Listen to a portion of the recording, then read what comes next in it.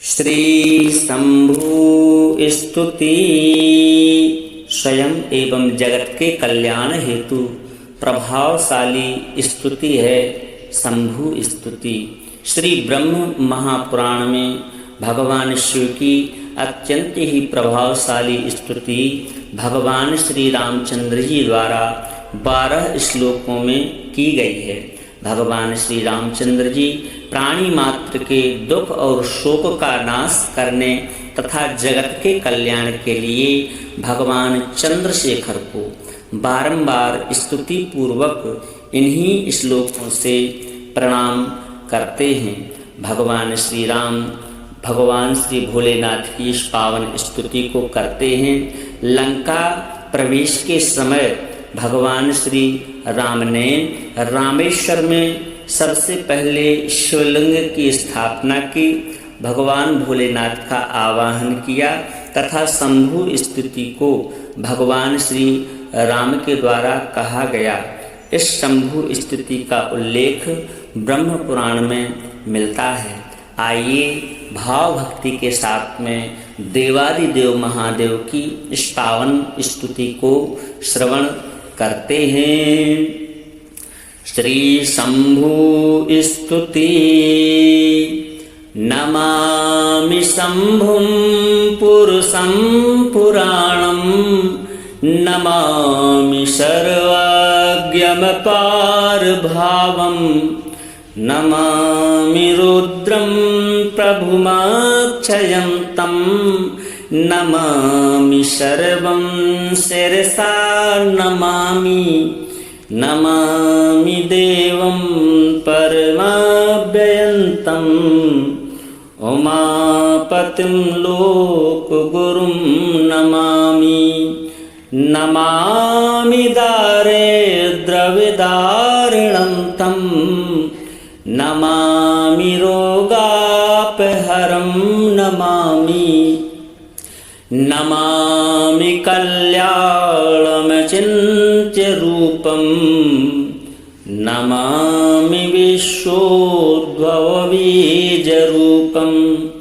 नमामि विश्वस्थितिकारणं तं, नमामि संहारकरं नमामि, नमामि गौरीप्रियमव्ययन्तं, नमामि नित्यं चरमक्षरं तं, नमामि चिद्रूपममेयभावं, त्रिलोचनं तं शिरसा नमामि, नमामि कारुण्यकरं भवस्या, भयंकरं वापि सदा नमामि, नमामि दातारमभीप्सितानां, नमामि सोमेशमुमेश माधव, नमामि वेदत्रयलोचनं तं, नमामि मूर्तित्रयवर्जितं तं, नमामि पुण्यं सद्व्यातीतं, नमामि तं पापहरं नमामि, नमामि विश्वस्य हितेरतं तं, नमामि रूपापि बहूनि धत्ते, यो विश्वगोप्ता सदसत्प्रणेता, नमामि तं विश्वपतिं नमामि, यज्ञेश्वरं सम्प्रतिहव्यकव्यं, तथागतिं लोकसदाशिवो यः, आराधितो यश्च ददाति सर्वं, नमामि दानप्रियमेष्टदेवं, नमामि सोमेश्वरं स्वतन्त्रं, उमापतिं तं विजयं नमामि, नमामि विघ्नेश्वरनन्दिनाथं, पुत्र प्रियं तं शिरसा नमामि। नमामि देवं भवदुःखशोको विनाशिनं चन्द्रधरं नमामि। नमामि गङ्गाधरमीशमीड्यम् उमाधवं देववरं नमामि। नमामि जादीश पुरन्दरादि सुरासुरैरर्चितपादपद्मम्। नमामि देवी मुखवादिनानाम् ईक्षात्मक्षेत्रितयं य ऐक्षत। पञ्चामृतैर्गन्धसुधूपदीपैः विचित्रपुष्पैर्विविधैश्च मन्त्रैः अन्नप्रकारैः सकलोपचारैः सम्पूजितं सोममहं नमामि। नमामि शम्भुं पुरुषं पुराणं। नमामि सर्वाज्ञमपारभावं। नमामि रुद्रं प्रभुमक्षयं तं। नमामि सर्वं शिरसा नमामि। नमामि देवं परमाव्ययन्तम् उमापतिं लोकगुरुं नमामि। नमामि दारिद्र्यविदारिणं तं। नमामि रोगापहरं नमामि। नमामि कल्याणमचिन्त्यरूपं। नमामि विश्वोद्भवबीजरूपं। नमामि विश्वस्थितिकारणं तं। नमामि संहारकरं नमामि। नमामि गौरीप्रियमव्ययन्तं। नमामि नित्यं चरमक्षरं तं। नमामि चिद्रूपममेयभावं त्रिलोचनं तं शिरसा नमामि। नमामि कारुण्यकरं भवस्या भयंकरं वापि सदा नमामि। नमामि दातारमभीप्सितानां। नमामि सोमेश माधव। नमामि वेदत्रयलोचनं तं। नमामि मूर्तित्रयवर्जितं तं। नमामि पुण्यं सद्व्यतीतं। नमामि तं पापहरं नमामि। नमामि विश्वस्य हितेरतं तं। नमामि रूपापि बहूनि धत्ते यो विश्वभोक्ता सदसत्प्रणेता। नमामि तं विश्वपतिं नमामि। यज्ञेश्वरं सम्प्रतिहव्यकव्यं तथागतिं लोकसदाशिवो यः आराधितो यश्च ददाति सर्वं। नमामि दानप्रियमेष्टदेवम्। नमामि सोमेश्वरं स्वतन्त्रम् उमापतिं तं विजयं नमामि। नमामि विघ्नेश्वरनन्दिनाथं पुत्रप्रियं तं शिरसा नमामि। नमामि देवं भवदुःखशोको विनाशिनं चन्द्रधरं नमामि। नमामि गंगाधरमीशमीड्यम् उमाधवं देववरं नमामि। नमामि जादीश पुरन्दरादि सुरासुरैरर्चितपादपद्मम्। नमामि देवी मुखवादिनानाम् ईक्षात्मक्षेत्रितयं य ऐक्षत। पञ्चामृतैर्गन्धसुधूपदीपैः विचित्रपुष्पैर्विविधैश्च मन्त्रैः अन्नप्रकारैः सकलोपचारैः सम्पूजितं सोममहं नमामि। नमामि शम्भुं पुरुषं पुराणं नमामि सर्वाज्ञमपारभावं। नमामि रुद्रं प्रभुमक्षयं तं नमामि सर्वं शिरसा नमामि। नमामि देवं परमव्ययन्तम् उमापतिं लोकगुरुं नमामि। नमामि दारिद्र्यविदारिणं तं नमामि रोगापहरं नमामि। नमामि कल्याणमचिन्त्यरूपं नमामि विश्वोद्भवबीजरूपं।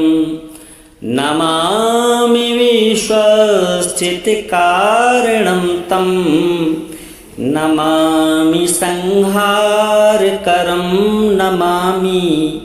नमामि गौरीप्रियमव्ययन्तं नमामि नित्यं चरमक्षरं तं नमामि चिद्रूपममेयभावं त्रिलोचनं तं शिरसा नमामि।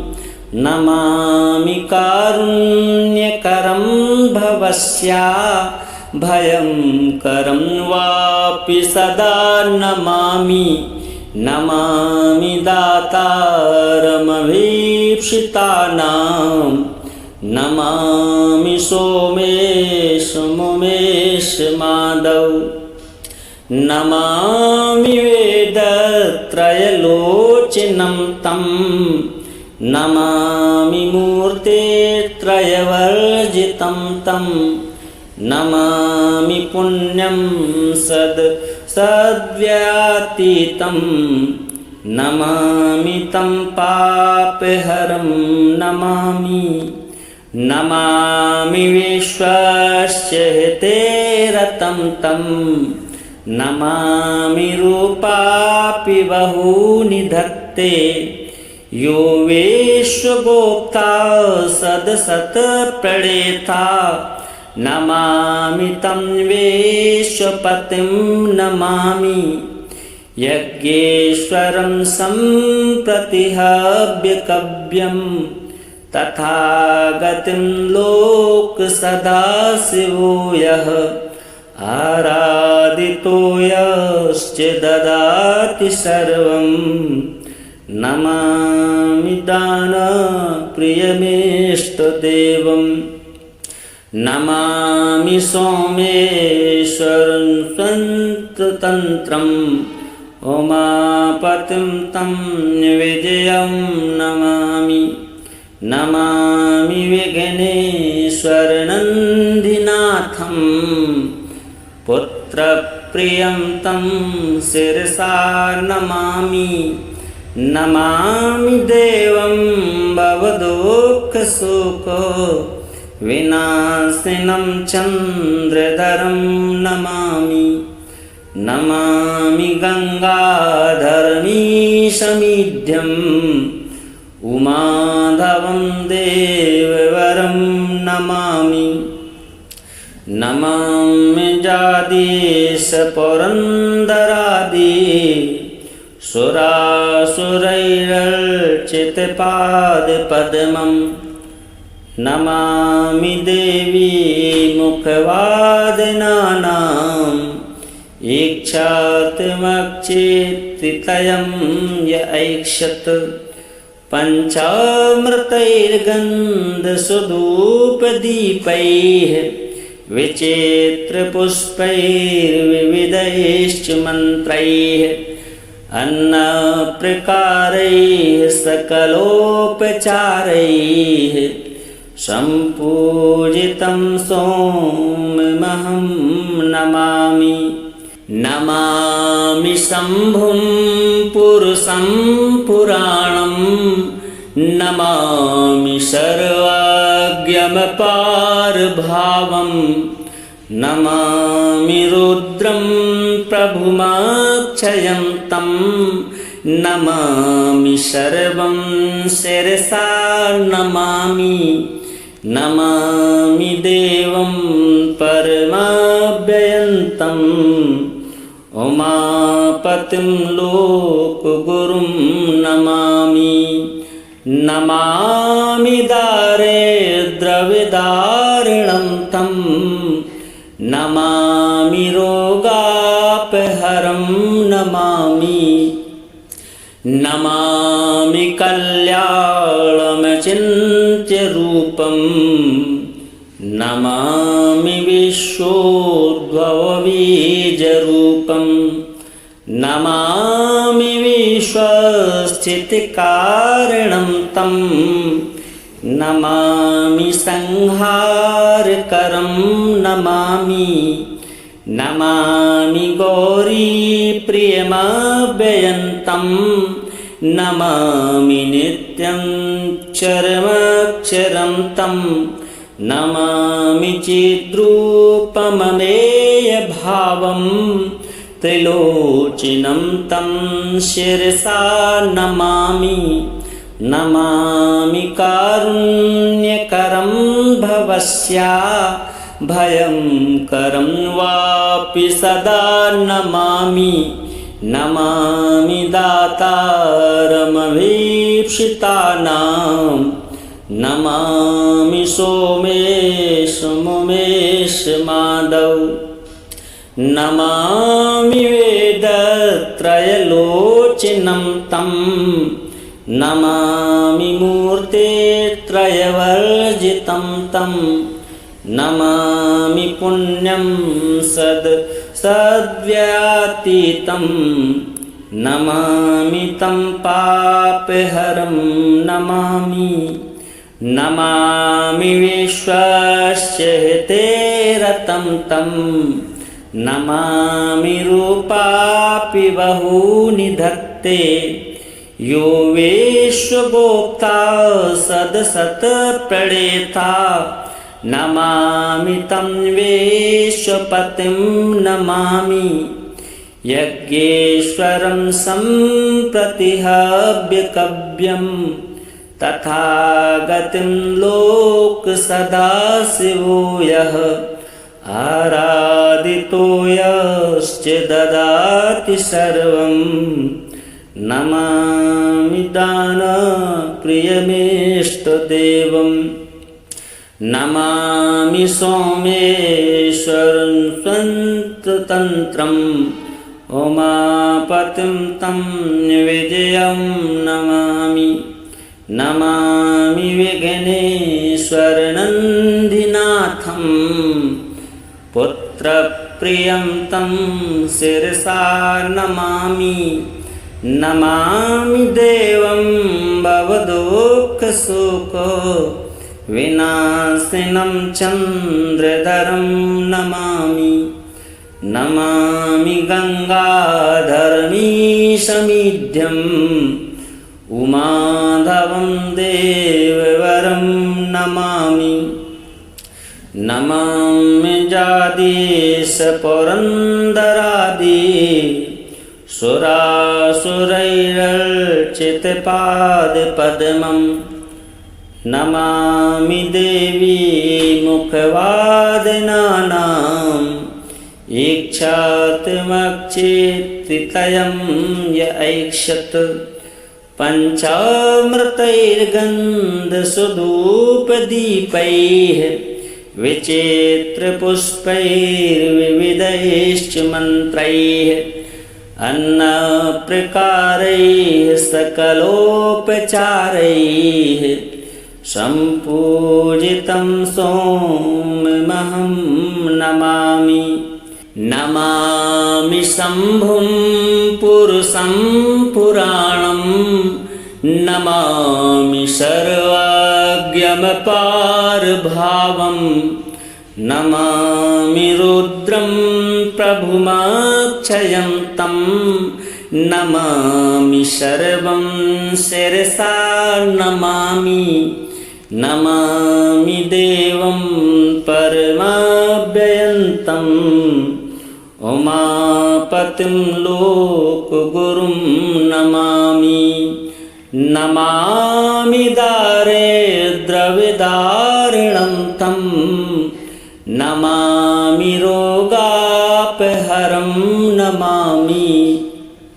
नमामि कल्याणमचिन्त्यरूपं नमामि विश्वोद्भवबीजरूपं नमामि विश्वस्थितिकारणं तं नमामि संहारकरं नमामि। नमामि गौरीप्रियमव्ययन्तं नमामि नित्यं चरमक्षरं तं नमामि चिद्रूपममेयभावं त्रिलोचनं तं शिरसा नमामि। नमामि कारुण्यकरं भवस्या भयंकरं वापि सदा नमामि। नमामि दातारमभीप्सितानां नमामि सोमेश माधव। नमामि वेदत्रयलोचनं तं नमामि मूर्तित्रयवर्जितं तं नमामि पुण्यं सद्व्यातीतं नमामि तं पापहरं नमामि। नमामि विश्वस्य हितेरतं तं नमामि रूपापि बहूनि धत्ते यो विश्वगोप्ता सदसत्प्रणेता नमामि तं विश्वपतिं नमामि। यज्ञेश्वरं सम्प्रतिहव्यकव्यं तथागतिं लोकसदाशिवो यः आराधितो यश्च ददाति सर्वं नमामि दानप्रियमेष्टदेवम्। नमामि सोमेश्वरं स्वतन्त्रम् उमापतिं तं विजयं नमामि। नमामि विघ्नेश्वरनन्दिनाथं पुत्रप्रियं तं शिरसा नमामि। नमामि देवं भवदुःखशोक विनाशिनं चन्द्रधरं नमामि। नमामि गङ्गाधरमीशमीड्यं उमाधवं देववरं नमामि। नमामि जादीशपुरन्दरादि सुरासुरैरर्चितपादपद्मम् नमामि देवी मुखवादिनानाम्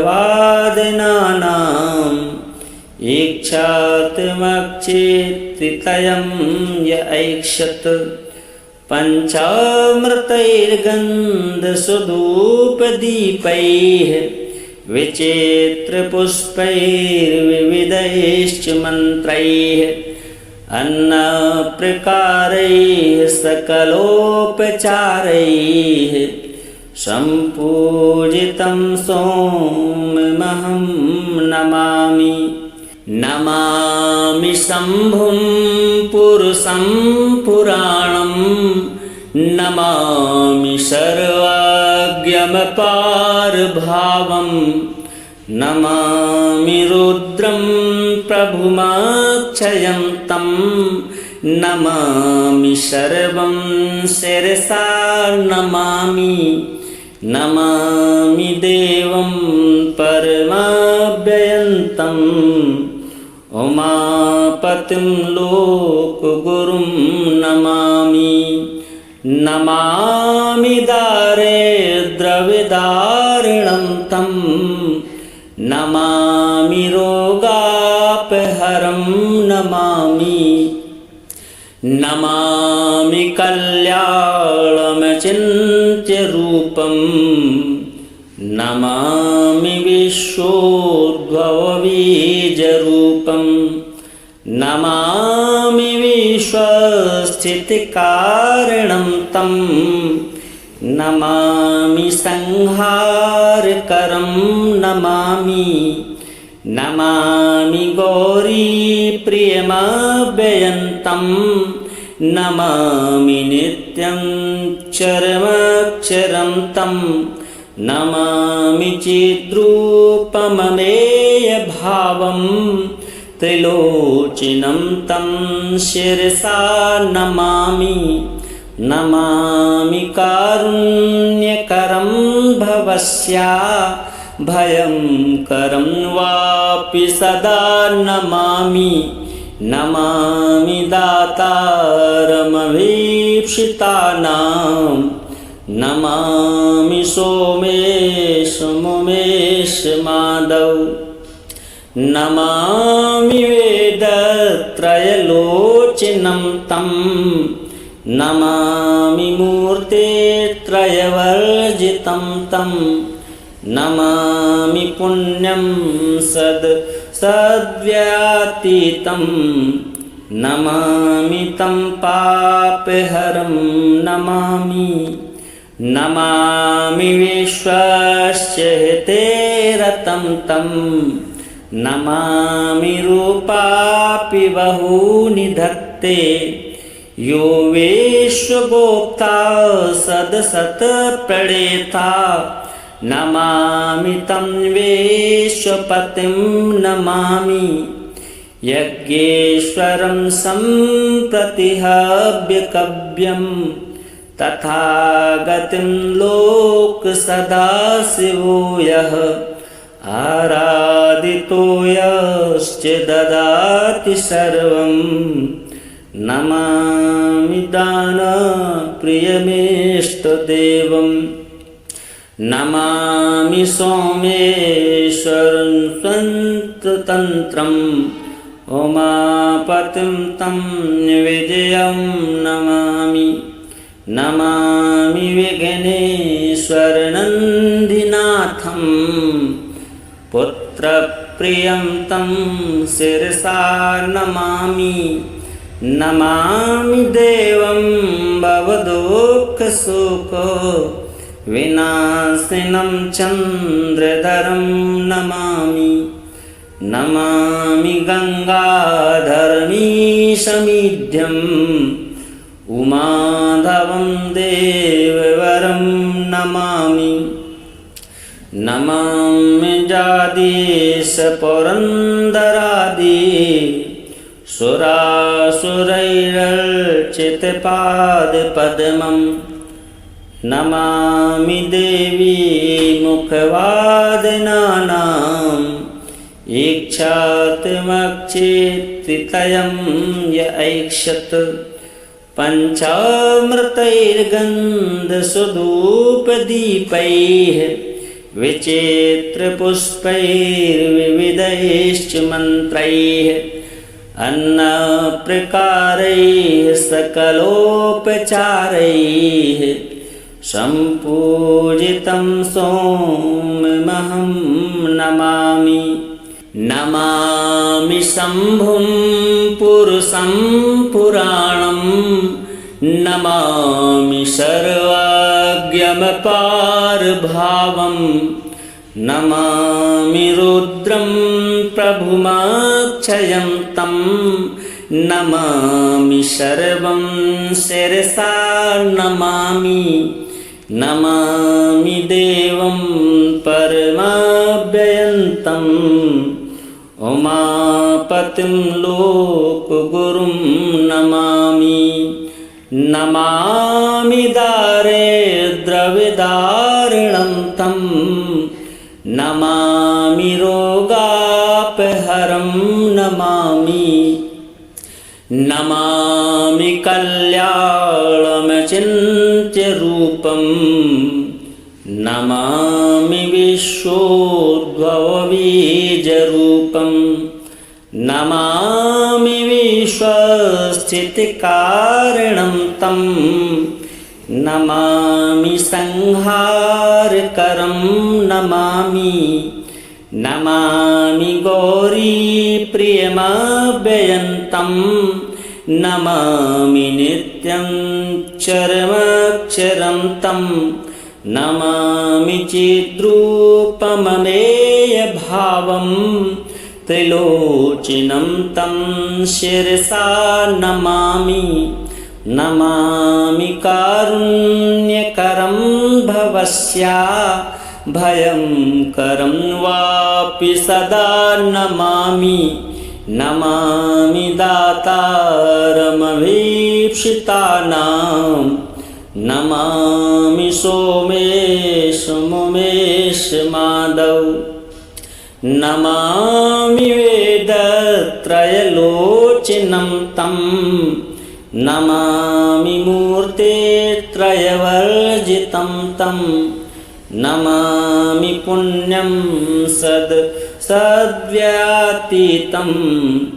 नमामि तं पापहरं नमामि नमामि विश्वस्य हितेरतं तं नमामि रूपापि बहूनि धत्ते यो विश्वगोप्ता सदसत्प्रणेता नमामि तं विश्वपतिं नमामि यज्ञेश्वरं सम्प्रतिहव्यकव्यं तथागतिं लोकसदाशिवो यः आराधितो यश्च ददाति सर्वं नमामि दानप्रियमेष्टदेवं नमामि सोमेश्वरं स्वतन्त्रं उमापतिं तं विजयं नमामि नमामि विघ्नेश्वरनन्दिनाथं पुत्रप्रियं तं शिरसा नमामि नमामि देवं भवदुःखशोक विनाशिनं चन्द्रधरं नमामि नमामि गङ्गाधरमीशमीढ्यम् उमाधवं देववरं नमामि नमामि जादीश पुरन्दरादि सुरासुरैरर्चितपादपद्मं नमामि देवी मुखवादनानाम् ईक्षात्मक्षेत्रितयं य ऐक्षत पञ्चामृतैर्गन्धसुधूपदीपैः विचित्रपुष्पैर्विविधैश्च मन्त्रैः अन्नप्रकारैः सकलोपचारैः सम्पूजितं सोममहं नमामि नमामि शम्भुं पुरुषं पुराणं नमामि सर्वज्ञमपारभावं नमामि रुद्रं प्रभुमक्षयं तं नमामि सर्वं शिरसा नमामि नमामि देवं परमव्ययन्तम् उमापतिं लोकगुरुं नमामि नमामि दारिद्र्यविदारिणं तं नमामि रोगापहरं नमामि नमामि कल्याणमचिन्त्यरूपं नमामि विश्वोद्भवबीजरूपं नमामि विश्वस्थितिकारणं तं नमामि संहारकरं नमामि नमामि गौरीप्रियमव्ययन्तं नमामि नित्यं चरमक्षरं तं नमामि चिद्रूपममेयभावं त्रिलोचनं तं शिरसा नमामि नमामि कारुण्यकरं भवस्या भयंकरं वापि सदा नमामि नमामि दातारमभीप्सितानां नमामि सोमेशमुमेशमादौ नमामि वेदत्रयलोचनं तं नमामि मूर्तित्रयवर्जितं तं नमामि पुण्यं सद्व्यातीतं नमामि तं पापहरं नमामि नमामि विश्वस्य हितेरतं तं नमामि रूपापि बहूनि धत्ते यो विश्वगोप्ता सदसत्प्रणेता नमामि तं विश्वपतिं नमामि यज्ञेश्वरं सम्प्रतिहव्यकव्यं तथागतिं लोकसदाशिवो यः आराधितो यश्च ददाति सर्वं नमामि दानप्रियमेष्टदेवं नमामि सोमेश्वरं स्वतन्त्रम् उमापतिं तं विजयं नमामि नमामि विघ्नेश्वरनन्दिनाथं पुत्रप्रियं तं शिरसा नमामि नमामि देवं भवदुःखशोक विनाशिनं चन्द्रधरं नमामि नमामि गङ्गाधरमीशमीढ्यम् उमाधवं देववरं नमामि नमामि जादीशपुरन्दरादि सुरासुरैरर्चितपादपद्मं नमामि देवी मुखवादिनानाम् ईक्षात्मक्षेत्रितयं य ऐक्षत पञ्चामृतैर्गन्धसुधूपदीपैः विचित्रपुष्पैर्विविधैश्च मन्त्रैः अन्नप्रकारैः सकलोपचारैः सम्पूजितं सोममहं नमामि नमामि शम्भुं पुरुषं पुराणं नमामि सर्वज्ञमपारभावं नमामि रुद्रं प्रभुमक्षयं तं नमामि सर्वं शिरसा नमामि नमामि देवं परमव्ययन्तम् उमापतिं लोकगुरुं नमामि। नमामि दारिद्र्यविदारिणं तं, नमामि रोगापहरं नमामि।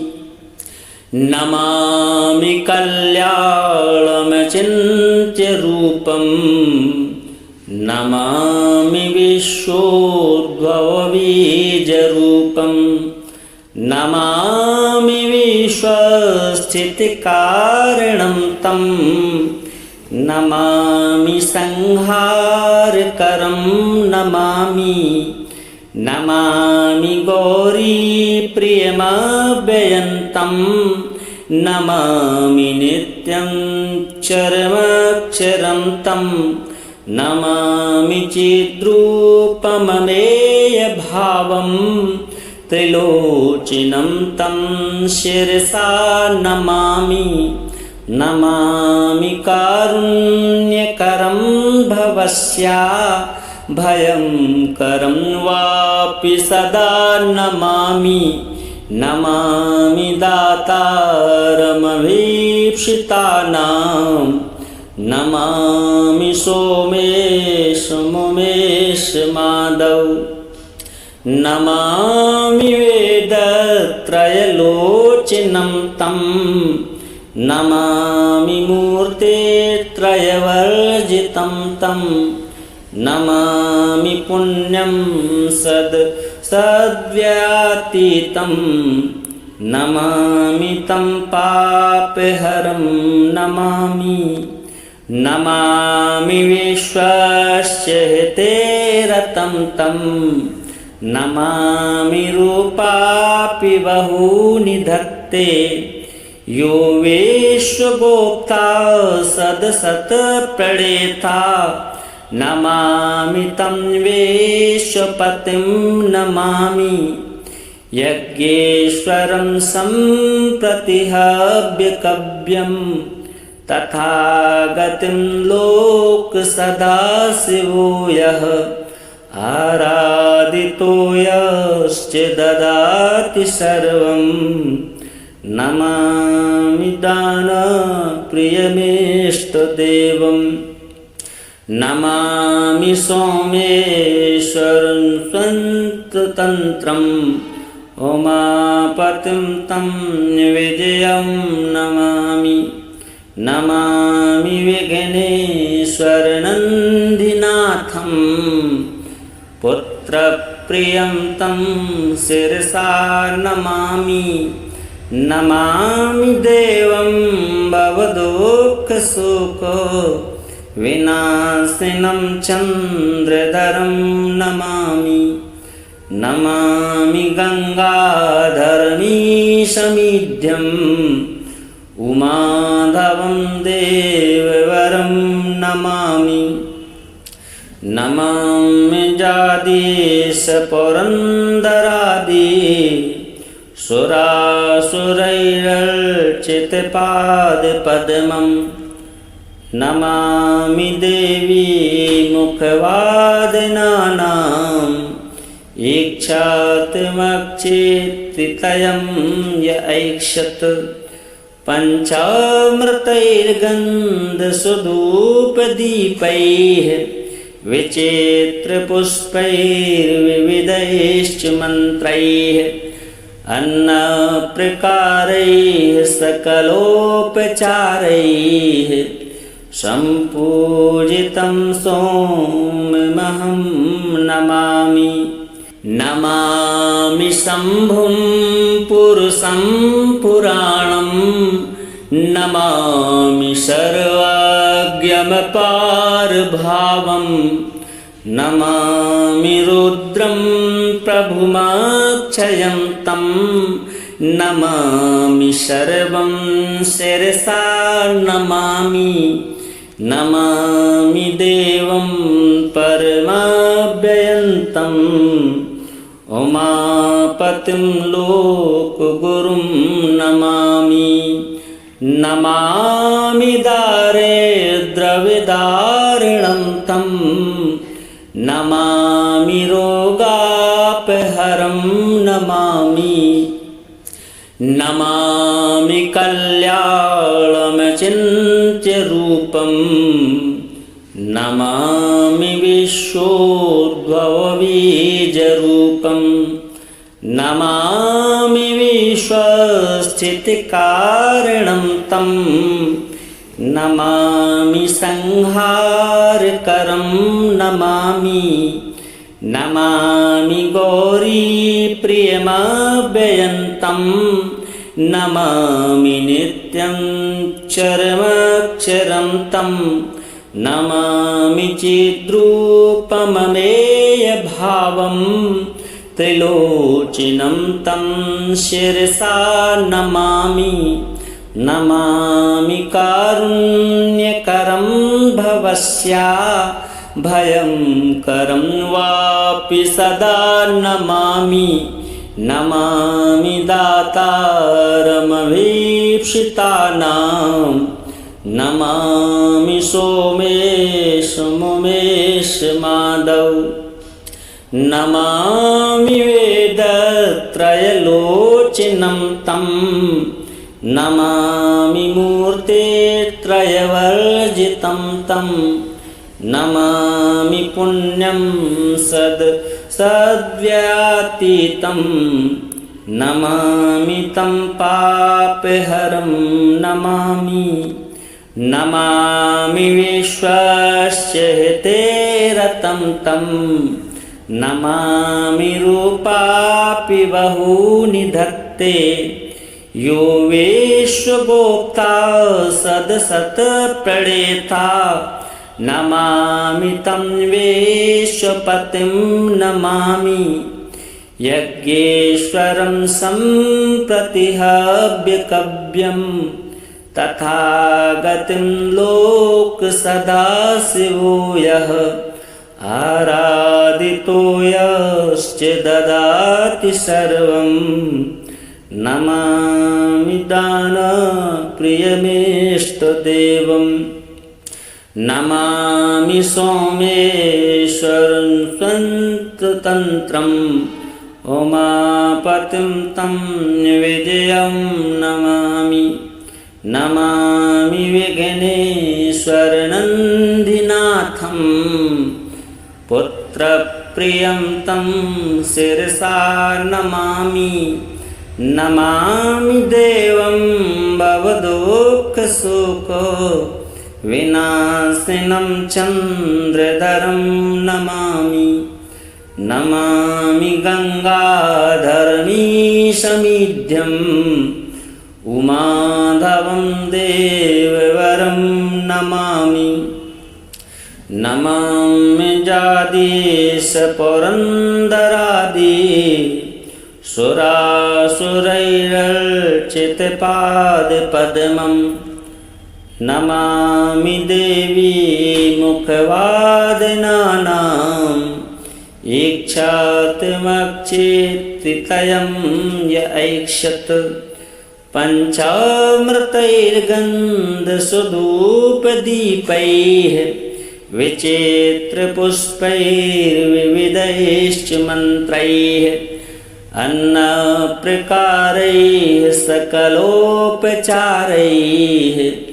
सम्पूजितं सोममहं नमामि नमामि शम्भुं पुरुषं पुराणं नमामि सर्वाज्ञमपारभावं नमामि रुद्रं प्रभुमक्षयं तं नमामि सर्वं शिरसा नमामि नमामि देवं परमाव्ययन्तम् उमापतिं लोकगुरुं नमामि नमामि दारिद्र्यविदारिणं तं नमामि रोगापहरं नमामि नमामि कल्याणमचिन्त्यरूपं नमामि विश्वोद्भवबीजरूपं नमामि विश्वस्थितिकारणं तं नमामि संहारकरं नमामि नमामि गौरीप्रियमव्ययन्तं नमामि नित्यं चरमक्षरं तं नमामि चिद्रूपममेयभावं त्रिलोचनं तं शिरसा नमामि नमामि कारुण्यकरं भवस्या भयंकरं वापि सदा नमामि नमामि दातारमभीप्सितानां नमामि सोमेश माधव नमामि वेदत्रयलोचनं तं नमामि मूर्तेत्रयवर्जितं तं नमामि पुण्यं सद्व्यातीतं नमामि तं पापहरं नमामि नमामि विश्वस्य हितेरतं तं नमामि रूपापि बहूनि धत्ते यो विश्वगोप्ता सदसत्प्रणेता नमामि तं विश्वपतिं नमामि यज्ञेश्वरं सम्प्रतिहव्यकव्यं तथागतिं लोकसदाशिवो यः आराधितो यश्च ददाति सर्वं नमामि दानप्रियमेष्टदेवं नमामि सोमेश्वरं स्वतन्त्रम् उमापतिं तं विजयं नमामि नमामि विघ्नेश्वरनन्दिनाथं पुत्रप्रियं तं शिरसा नमामि नमामि देवं भवदुःखशोक विनाशिनं चन्द्रधरं नमामि नमामि गङ्गाधरमीशमीढ्यम् उमाधवं देववरं नमामि नमामि जादीशपुरन्दरादि सुरासुरैरर्चितपादपद्मं नमामि देवी मुखवादिनानाम् ईक्षात्मक्षेत्रितयं य ऐक्षत पञ्चामृतैर्गन्धसुधूपदीपैः विचित्रपुष्पैर्विविधैश्च मन्त्रैः अन्नप्रकारैः सकलोपचारैः सम्पूजितं सोममहं नमामि नमामि शम्भुं पुरुषं पुराणं नमामि सर्वज्ञमपारभावं नमामि रुद्रं प्रभुमक्षयं तं नमामि सर्वं शिरसा नमामि नमामि देवं परमव्ययन्तम् उमापतिं लोकगुरुं नमामि नमामि दारिद्र्यविदारिणं तं नमामि रोगापहरं नमामि नमामि कल्याणमचिन्त्यरूपं नमामि विश्वोद्भवबीजरूपं नमामि विश्वस्थितिकारणं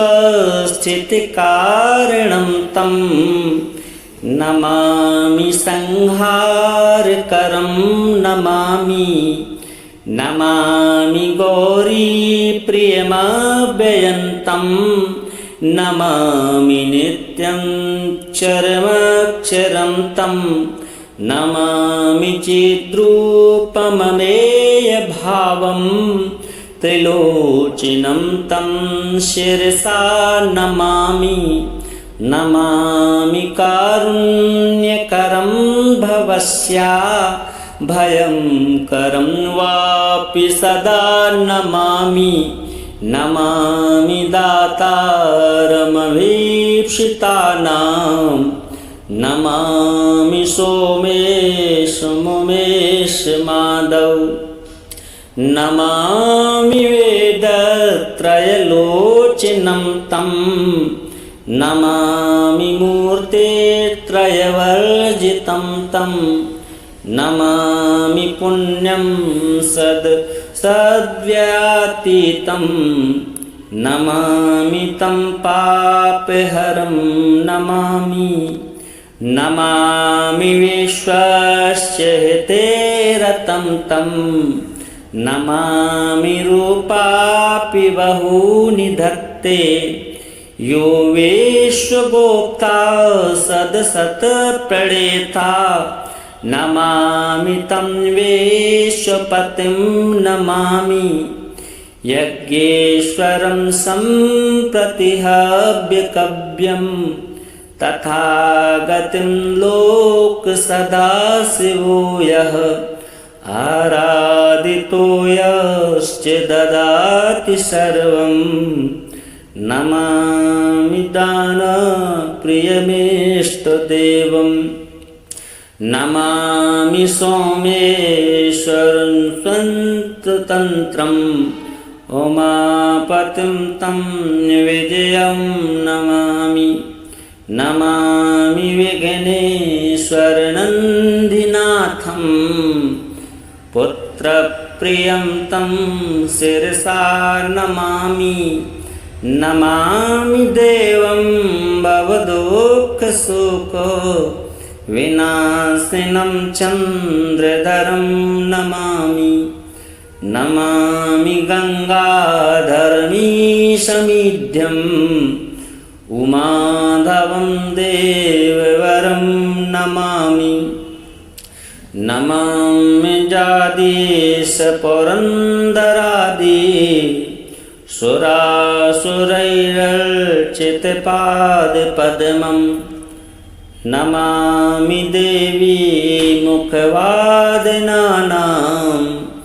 ईक्षात्मक्षेत्रितयं य ऐक्षत पञ्चामृतैर्गन्धसुधूपदीपैः विचित्रपुष्पैर्विविधैश्च मन्त्रैः अन्नप्रकारैः सकलोपचारैः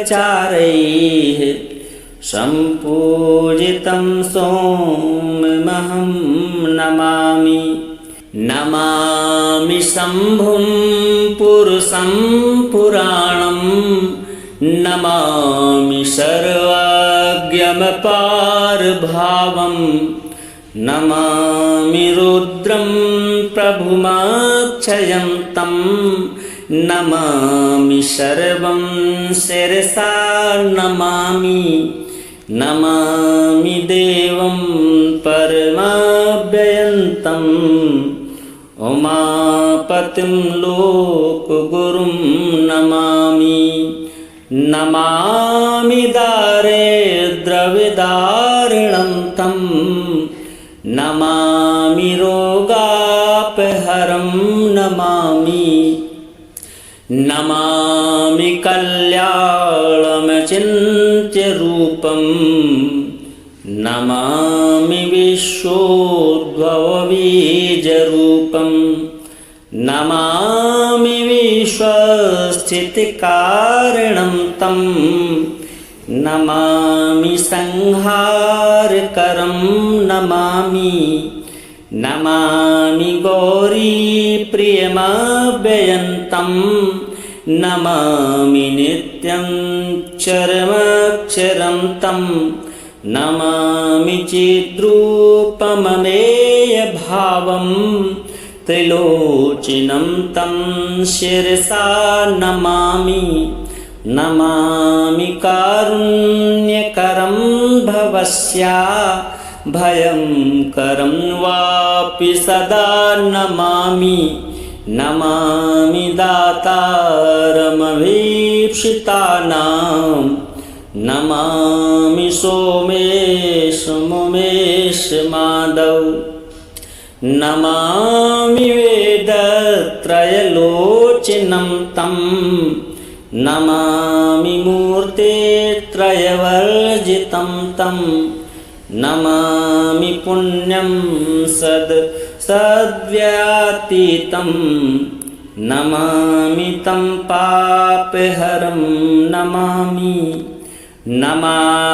विश्वस्य हितेरतं तं नमामि रूपापि बहूनि धत्ते यो विश्वभोक्ता सदसत्प्रणेता नमामि तं विश्वपतिं नमामि यज्ञेश्वरं सम्प्रतिहव्यकव्यं तथागतिं लोकसदाशिवो यः आराधितो यश्च ददाति सर्वं नमामि दानप्रियमिष्टदेवम् नमामि सोमेश्वरं स्वतन्त्रम् उमापतिं तं विजयं नमामि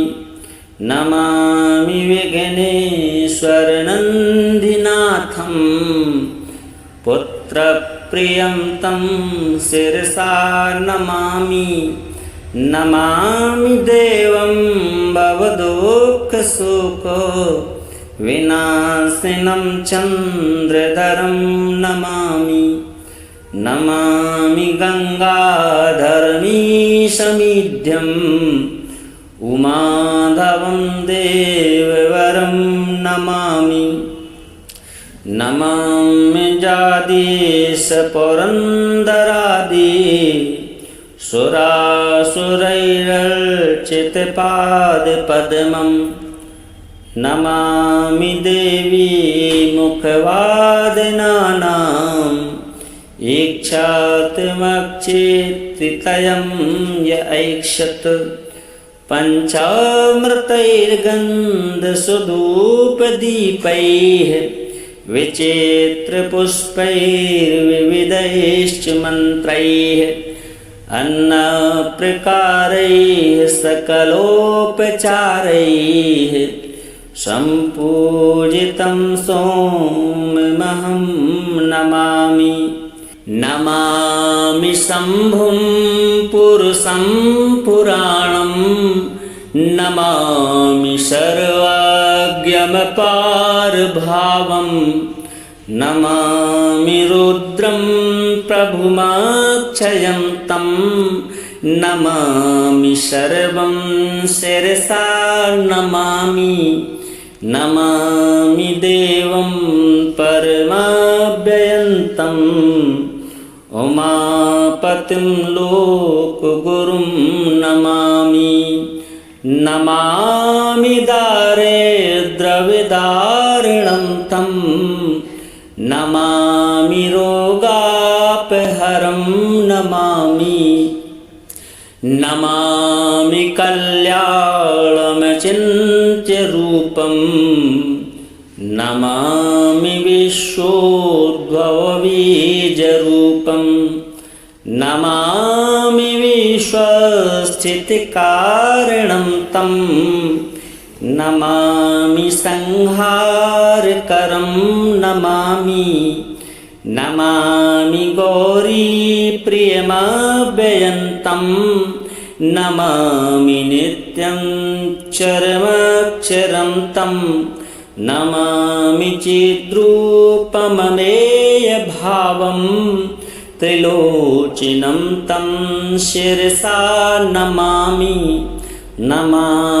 कारुण्यकरं भवस्या भयंकरं वापि सदा नमामि नमामि दातारमभीप्सितानां नमामि सोमेश मुमेश माधव नमामि वेदत्रयलोचनं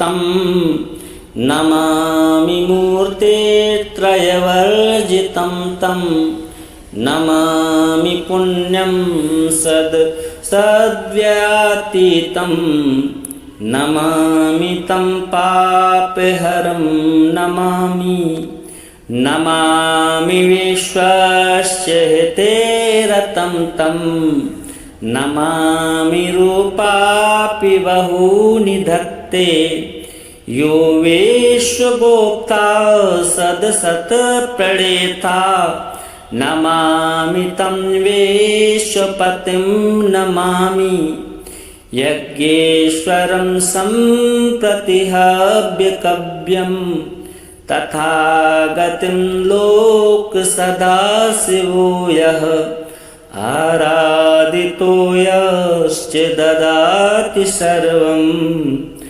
नमामि दानप्रियमेष्टदेवं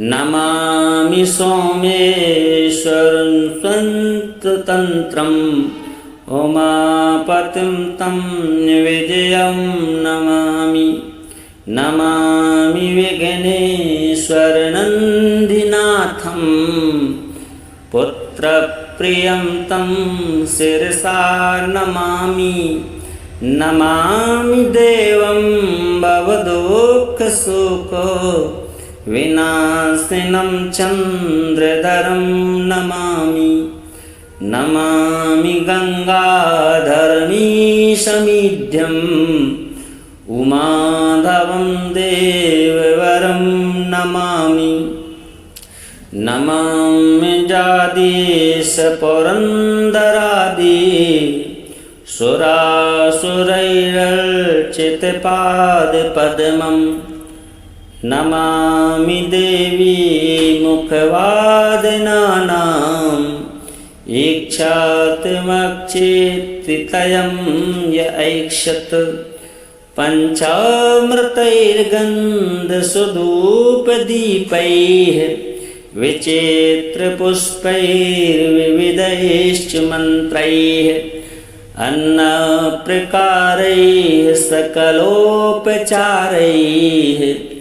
सम्पूजितं सोममहं नमामि नमामि शम्भुं पुरुषं पुराणं नमामि सर्वज्ञमपारभावं नमामि रुद्रं प्रभुमक्षयं तं नमामि सर्वं शिरसा नमामि नमामि देवं परमव्ययन्तम्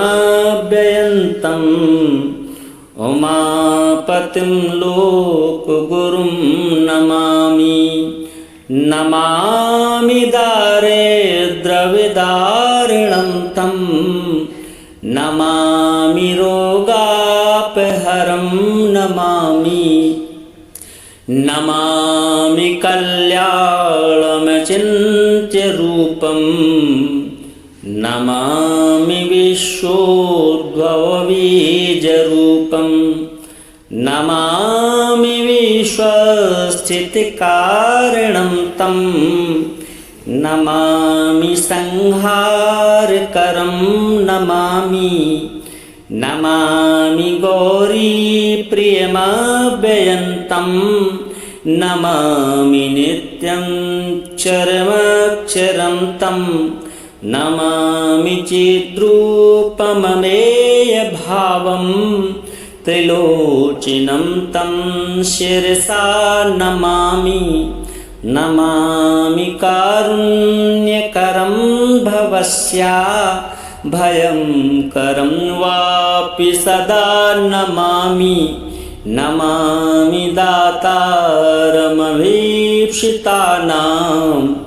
नमामि सोमेश मुमेश माधव नमामि वेदत्रयलोचनं विलोचनं तं नमामि मूर्ते त्रयवर्जितं तं नमामि पुण्यं सद्व्यतीतं